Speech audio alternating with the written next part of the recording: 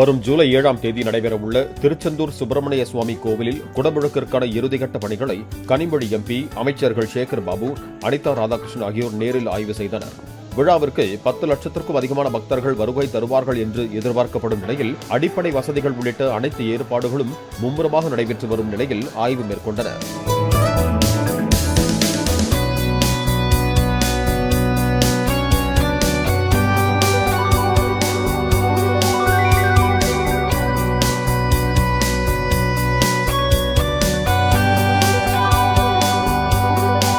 Play store மற்றும் app ஸ்டோரில் இருந்து பாலிமர் செயலியை QR கோடு மூலம் பதிவிறக்கம் செய்யுங்கள்.